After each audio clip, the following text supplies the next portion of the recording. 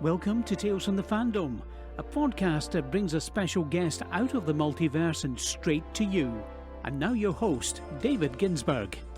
And welcome to another episode of Tales from the Fandom presents Book Trek. And today I am joined by previous guest, Victoria Avalor, who you may have heard on her own episode or on the Wonder Woman review episode.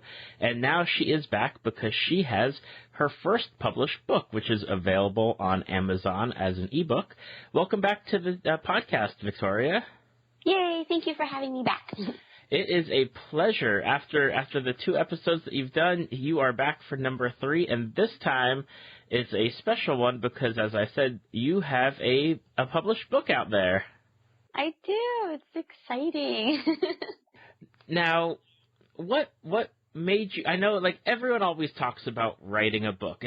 I talk about writing a book. I'm like, I'm gonna type something up, and I never do. And that that's what a lot of people do. They're gonna write the next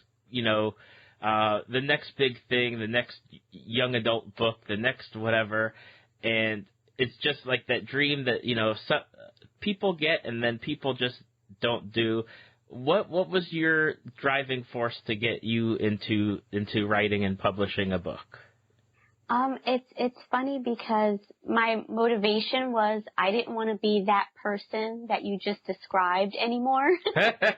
I was one of those people who always said, "Oh, I'm gonna write a book one day," and I never did it. I kind of sort of started like a personal collection of short stories and poems roughly 8 years ago. And I was writing a lot during that time. And I didn't necessarily have the goal of, maybe one day I'll publish this. I just wasn't sure, but I don't know. It just, this past summer, it just really hit me that was something that I always wanted to do and never did. And this past June, my job was coming to an end. I was working as a nanny, and the family that I had been working for the last few years was moving. So I figured, I now have free time. This would be a really good time to really sit and focus on writing a book and getting it out there. And I think it's also easier now to do that because now we have ebooks. You don't have to go through a publisher, and you can pretty much do it yourself. Absolutely, and I know that that's a pathway now that even, say, like 5 years ago wouldn't have really been an avenue to go through at this point, or at that point. And now you wrote something, and now you don't have to go through like an agent or publishing or go through that process of the like hundreds and hundreds of letters and sending things out and waiting for things to come back. Exactly. It's so easy. And one of my friends, he publishes ebooks. So I was also inspired by him and what he was doing. So I actually had contacted him just to get a little bit of information. And then I just decided to just go for it. Now, how long did it take you to go from the point of saying I'm going to go for it to finishing it up? So I started in June. That's when I said, okay, I'm really going to sit down and I'm going to get this done. And I finished it in October. Okay. So it was fairly quick, but I do want to point out that some of the stories that I had written for my book, Realm of Lore, I had written like 8 years ago. So I literally just like dug through old notebooks and was rereading things that I had written 8 years ago and then picking, okay, I think this is good, and then went ahead and added more to that. It's actually funny though, I finished the book fairly quickly. But it was the cover photo that was giving me a hard time. That took another few months, which is funny because I honestly thought the cover photo would have been the easiest part because I've been modeling professionally for the last few years. I've been cosplaying for several years, and I figured, okay, modeling, photography, whatever, the cover art is going to be super easy. Mm-hmm. And that actually was the hardest thing to do. And I finished writing in October, but I didn't get the cover photo I wanted until like November.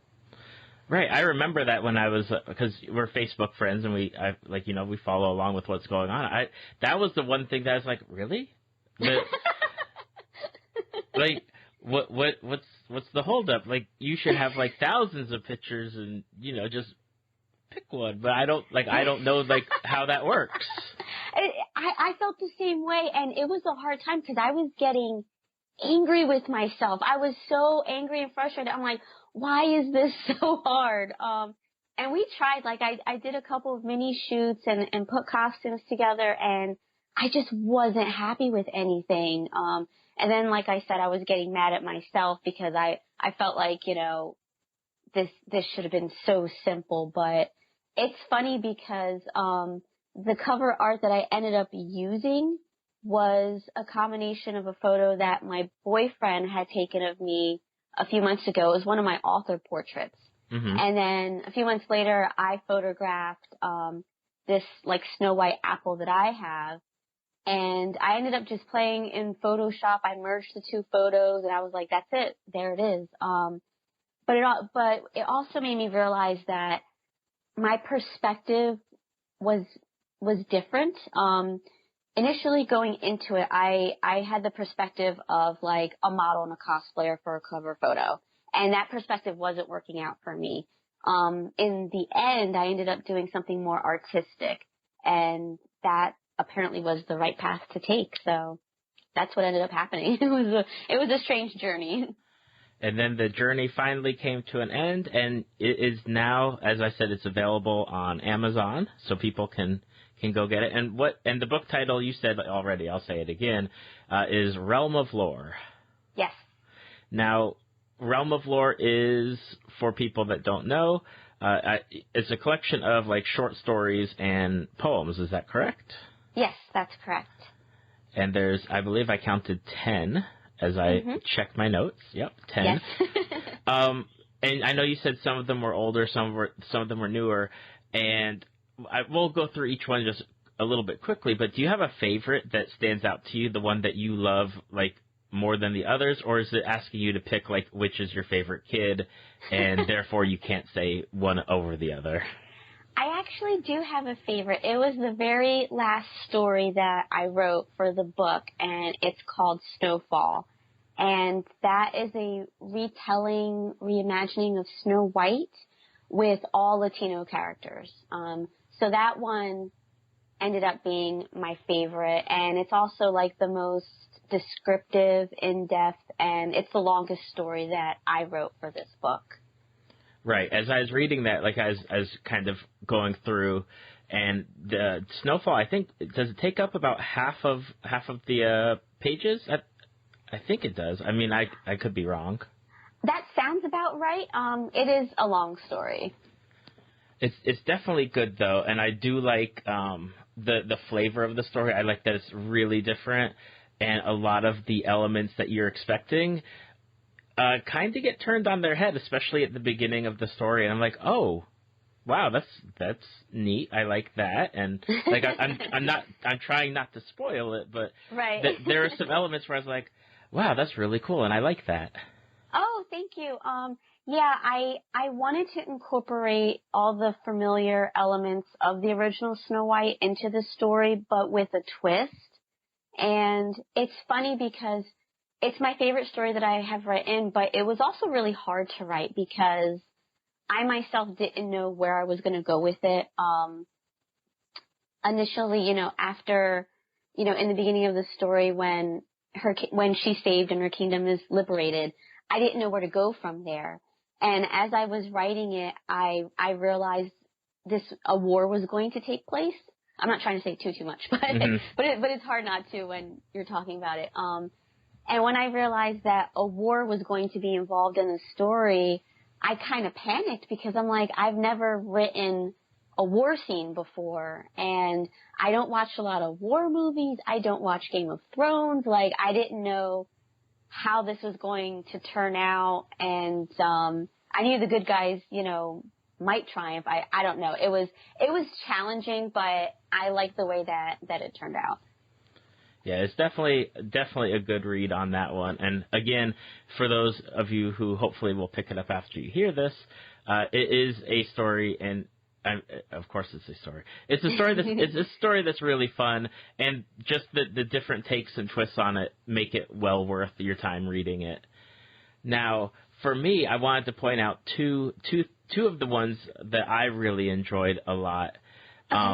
And the first one is they're actually the first two ones in your book. The first one is Clone.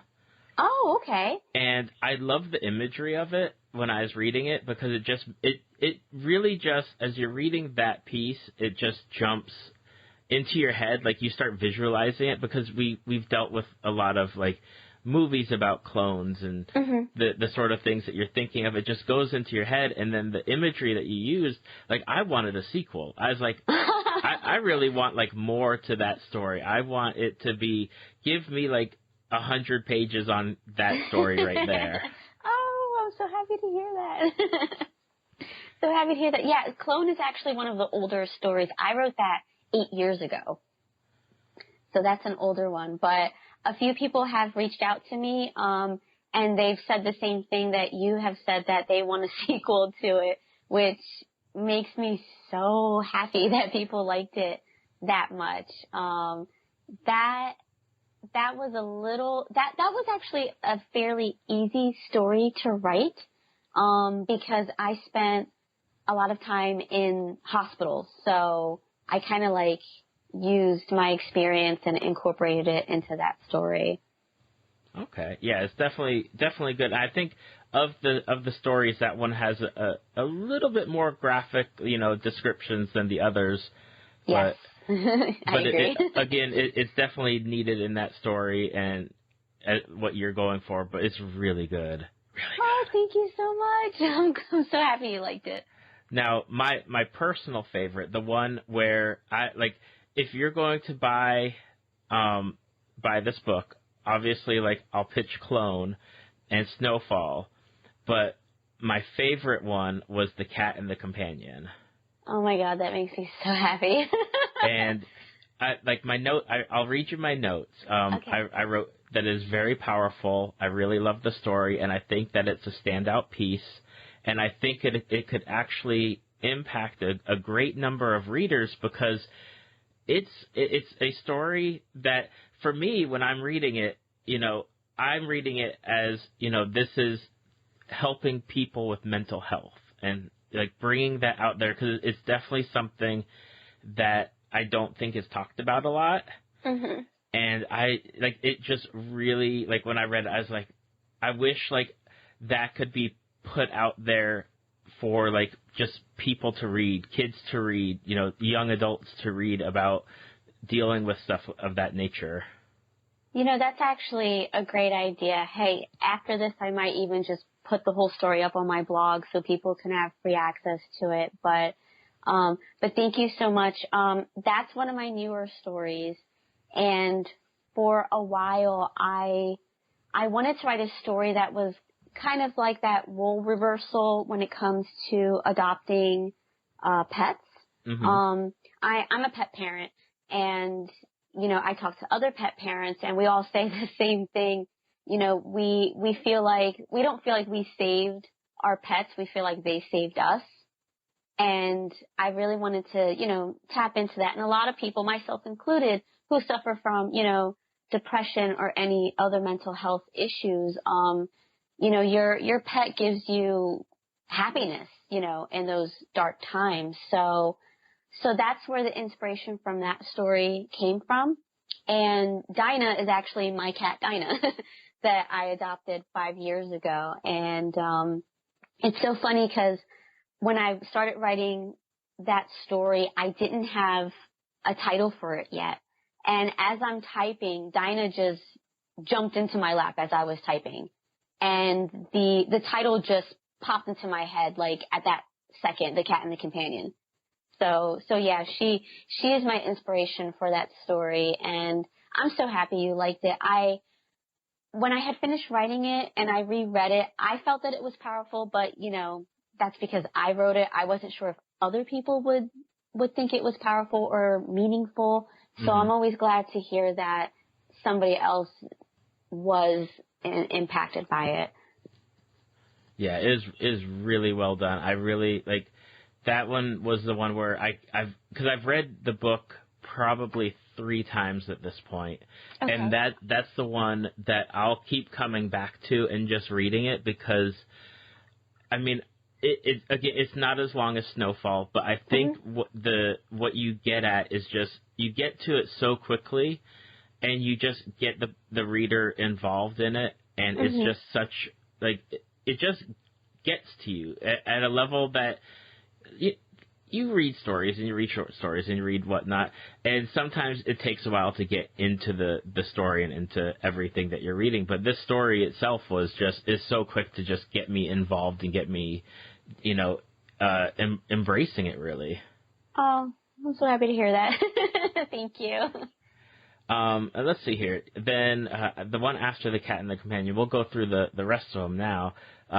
Angel in the Window is, I believe is that a poem or is it like I don't know how to classify some of the stuff that you write. Like, I don't know if it's poetry or if it's like something not like short story-ish.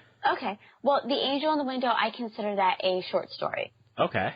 It's one of the shorter ones, yeah. But And then the one after that is Ebony's Quest, and my notes were that when I was reading it, I felt that was it's a fairy, like it's a story about fairies and people, but my notes was that it's overcoming like I don't know if racism is the right word, but that's what I read because. They separate from fairies and humans, and you're not supposed to talk to each other. And... Right. That's an interesting perspective because that's not what I was going for.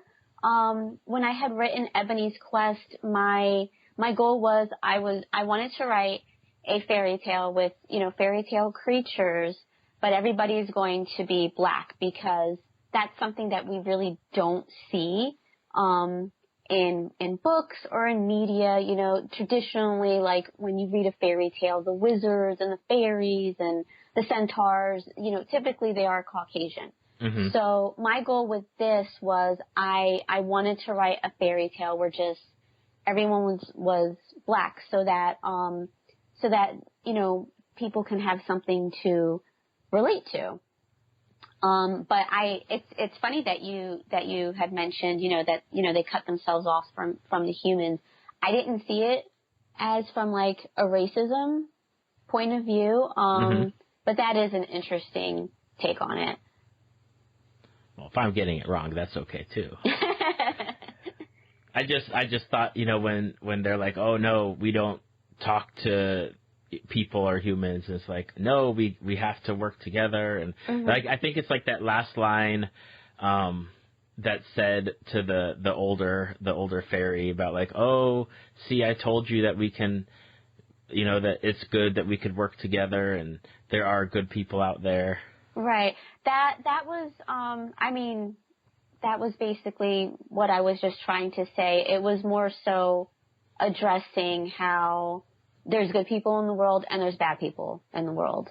And just because you encounter the bad doesn't mean that there still isn't any good left in the world. Exactly.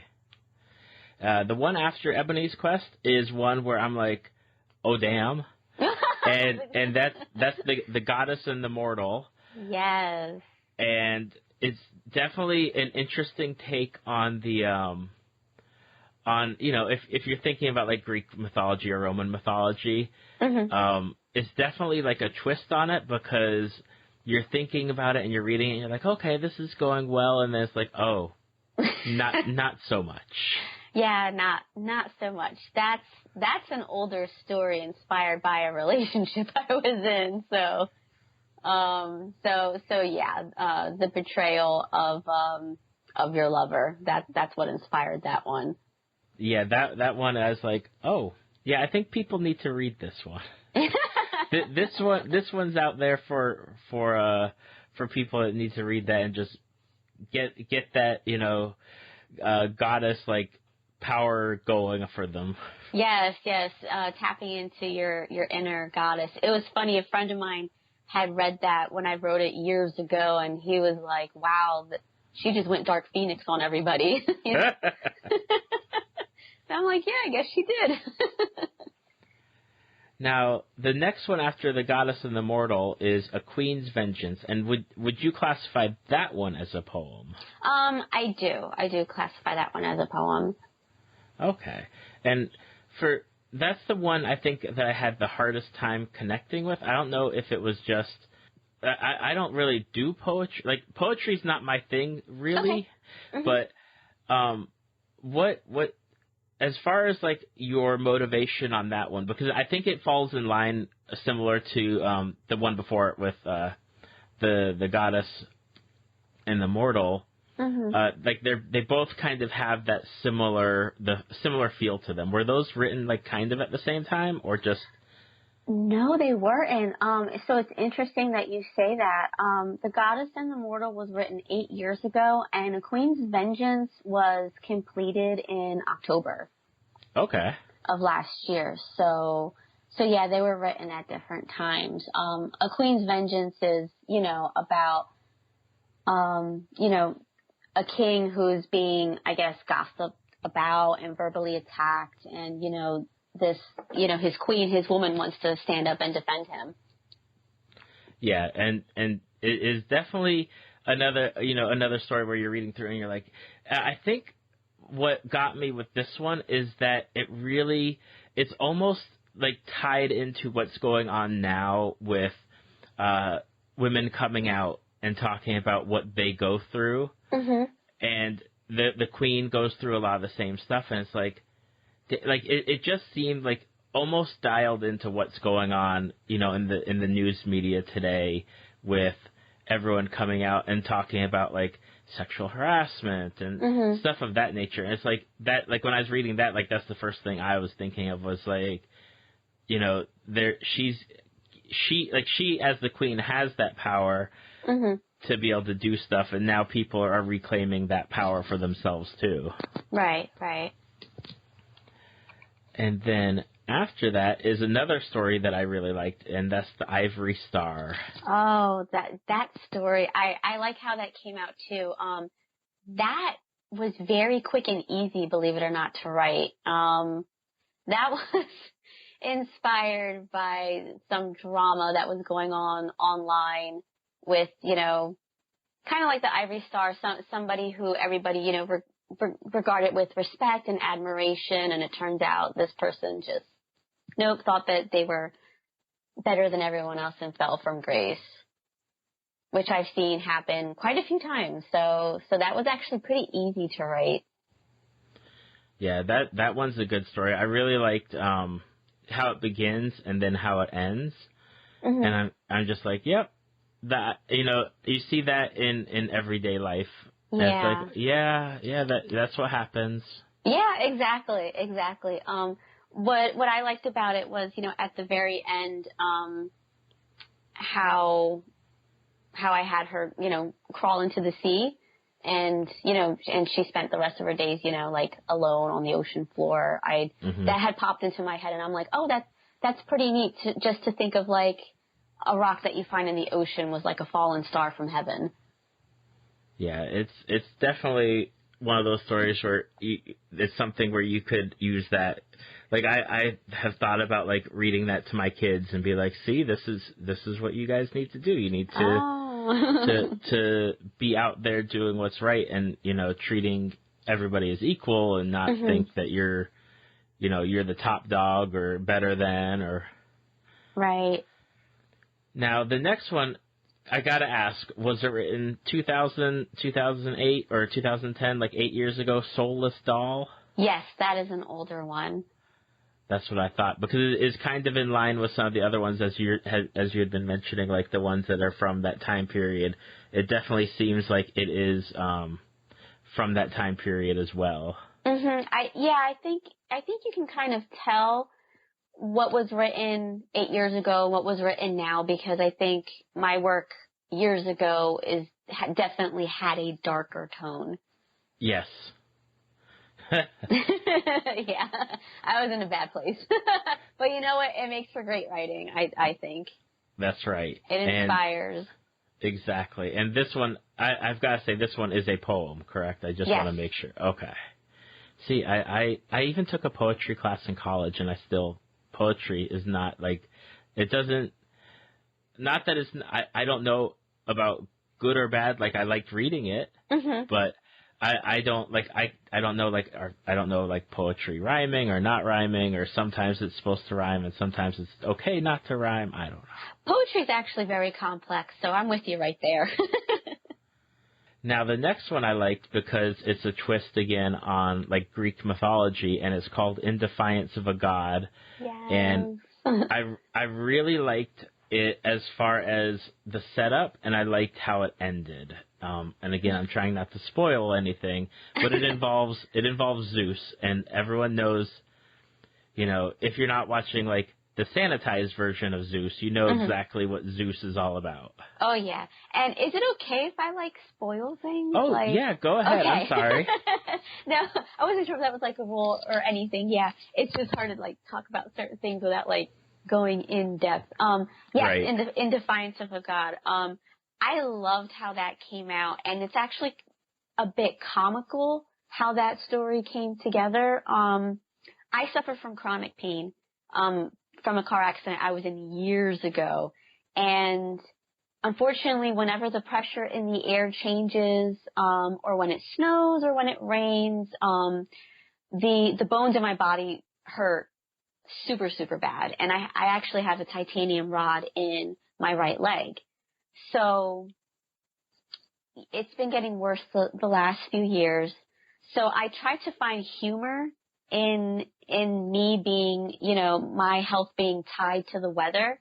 So I kind of came up with a joke, you know, every time my body hurt because the weather changed, I would blame Zeus. I'd just, you know, be laying on the couch saying, "Damn you, Zeus, it rained today," you know, just to get a chuckle out of it. So that's what inspired the character of Valencia, you know, her being tied to the weather. And as you said, you know, we're kind of used to the watered down version of Zeus, but if you read Greek mythology, he's a horrible god.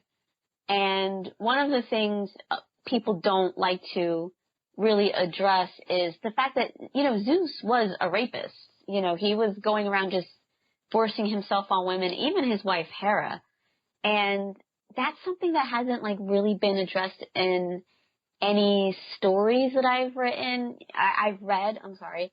You know, you just read about him preying on women and being a predator. So I decided to kind of combine the two, combine my personal experience with dealing with chronic pain and my pain being tied to the weather, and addressing, you know, Zeus being a rapist, and, you know, what would happen if a woman had said no. Instead of, you know, killing her, maybe he'll punish her and have her health tied to the weather. So that's where that came from. And then in doing more research and learning that Zeus's wife Hera is like the goddess of women, but she didn't support other women, you know, and she always lashed out on the women that Zeus cheated on her with because she couldn't lash out on Zeus. You know, I wanted to change all of that dynamic and really make her a goddess who supported women.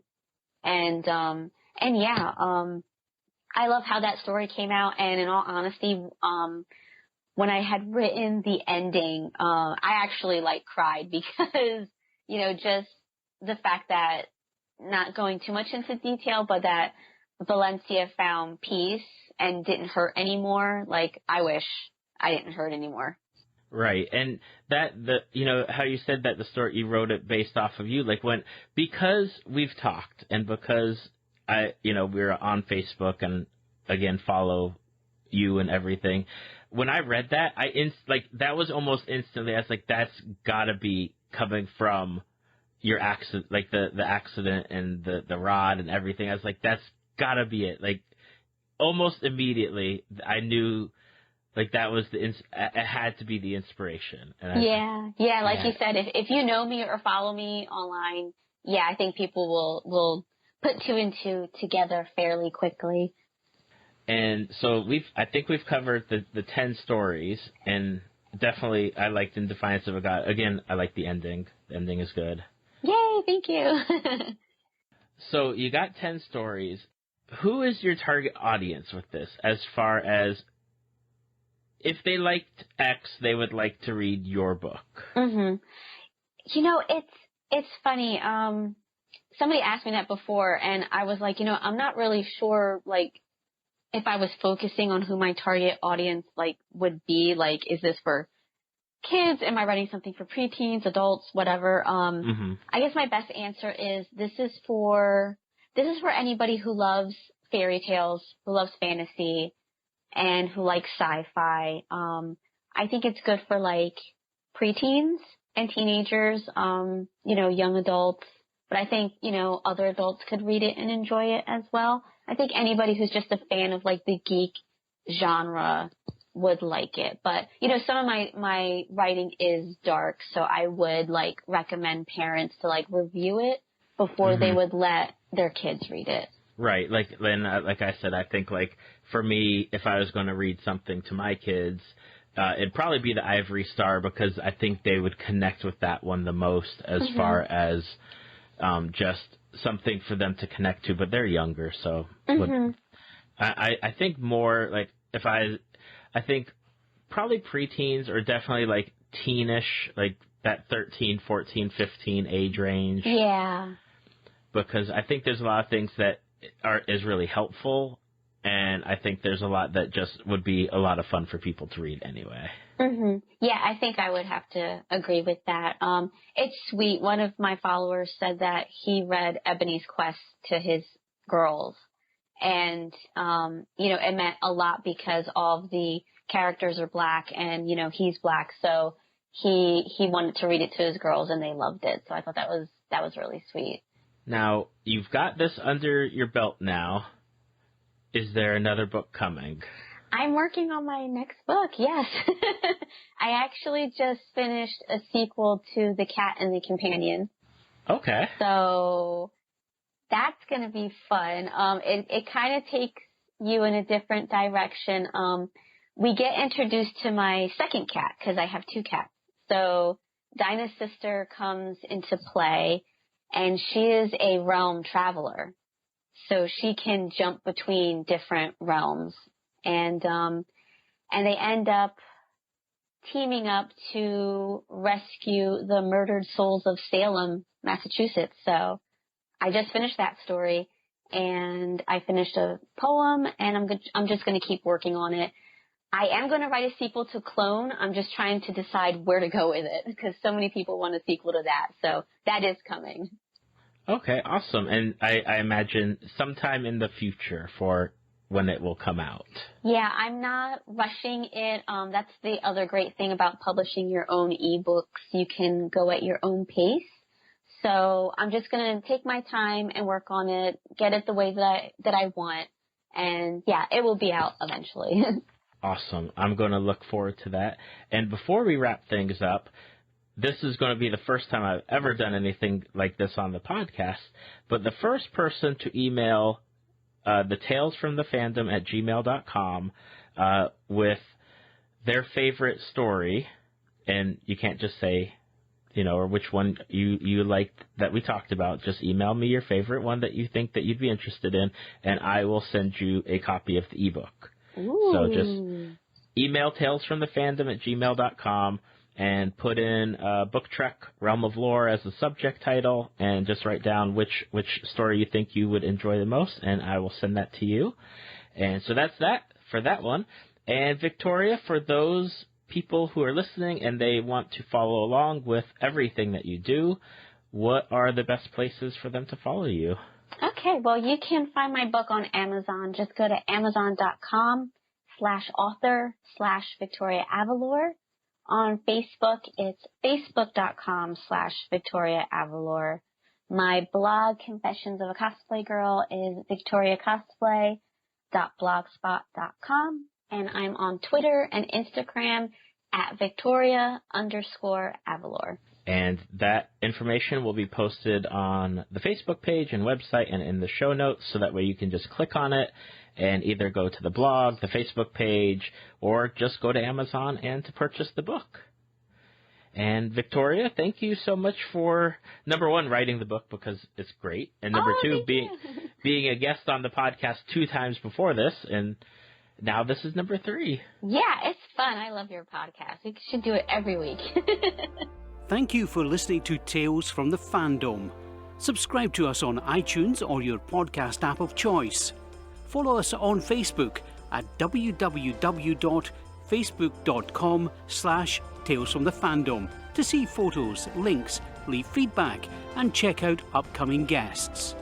If you'd like to be a guest, email David at talesfromthefandom@gmail.com.